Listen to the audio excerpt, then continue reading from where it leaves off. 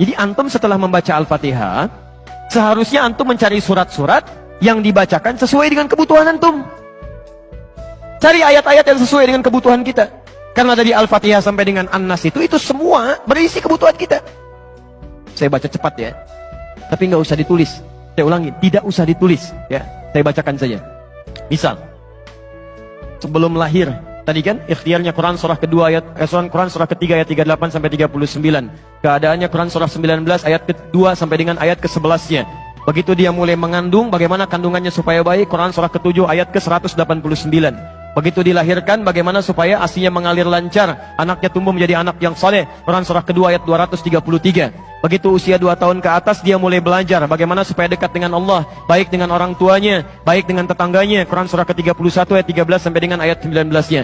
Kemudian dia mulai belajar supaya cepat menangkap pelajarannya, Quran surah 9 ayat 122. Supaya meningkat prestasinya, Quran surah 58 ayat yang ke-11. Kemudian dia mulai meningkat lagi pendidikannya, mulai mendapatkan teman-teman bergaul. Bagaimana supaya tidak bisa merubah keadaannya, supaya lebih dekat dengan Allah, tidak terjebak dalam pergaulan bebas. Quran surah ke-49 ayat ke-13-nya. Ada yang serius datang mau melamar, bagaimana menyikapinya? Quran surah ke-4 ayat yang ke-4. Terjadi pernikahan, Quran surah 30 ayat ke-21. Setelah menikah, bagaimana membagi tugasnya supaya tidak gelisah dalam pembagian tugas, tidak saling menyingkirkan satu dengan yang lainnya. Quran surah ke-4 ayat 34. Setelah dia menikah, suami mulai mencari nafkah. Bagaimana cara bekerjanya? Yang standar ada di Quran surah kedua ayat 168. Kalau mendapatkan ingin yang lebih mudah lagi, Quran surah kedua ayat 172.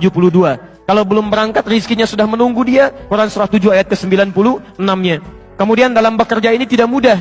Istri harus merawat anaknya, merawat rumah tangga. Kadang-kadang anaknya sulit diatur, mengatakan pada perintah ibunya, mengatasinya. Quran surah ke-17 ayat ke-23.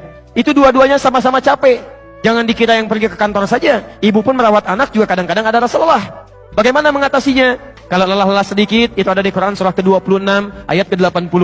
Kalau sudah mulai menjadi penyakit, bahkan kata dokter nggak ada obatnya, bagi Allah nggak ada yang mustahil. Quran surah ke-21 ayat 83 sampai dengan 84. Kadang-kadang Anda yang bekerja, ada orang yang tidak suka dengan Anda. Ada yang usil, ingin menyingkirkan Anda, menyungkurkan Anda. Ada perlindungan dari Allah di Quran surah ke-17 ayat 79 sampai dengan 81. Kalau ada yang membuat diri Anda tersesak sampai mengatakan, ya Allah kenapa dia begini, ya Allah apa nggak ada solusinya? Selalu ada. Amalkan di Quran surah ke-21 ayat 87 sampai dengan ayat ke-88-nya.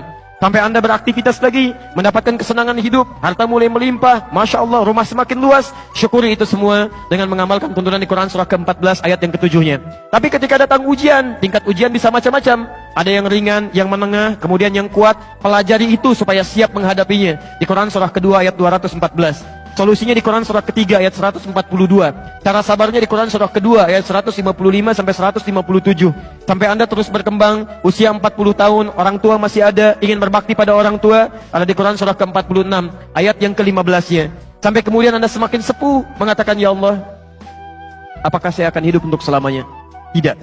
Satu saat kamu akan meninggal. Bagaimana cara meninggalnya, ya Allah? Kamu akan kedatangan maut di Quran surah ketiga ayat 185. Maut itu datang lewat malaikat yang diutus, Quran surah 32 ayat yang ke-11. Bagaimana cara diambilnya, ya Allah? Kalau kamu ingin tenang diambilnya, kerjakan amal soleh, maka kamu akan dipanggil dengan kalimat yang menenangkan. Ya ayyatuhan nafsul mutmainnah, Quran surah 89 ayat 27 sampai dengan ayat 30. Tapi kalau kamu banyak amal salah, tidak ada amal soleh, maka panggilannya akan sedikit menegangkan. Quran surah ke-8 ayat ke-50 sambil dipukulin malaikat. Ya Allah, saya telah mengalami malam pertama di alam dunia. Bagaimana malam pertama di alam kubur? Apakah menyenangkan atau ada persoalan? Kalau ingin senang, Quran surah ke-3 ayat 169 sampai 172. Kalau kamu ingin sedikit menegangkan sambil ditampakkan neraka jahanam dari mulai pagi sampai dengan sore, boleh. Ada di Quran surah ke-40 ayat 46 sampai dengan 47-nya. Ya Allah, bagaimana suasana hisab? Apakah menyenangkan atau tidak? Kalau kamu ingin masuk surga tanpa hisab, langsung masuk mendapatkan berita gembira surga, ada amalannya di Quran surah kedua ayat 25. Tapi kalau kamu misalnya banyak amal salahnya, mengabaikan perintah Allah, bahkan kamu bisa masuk neraka tanpa hisab.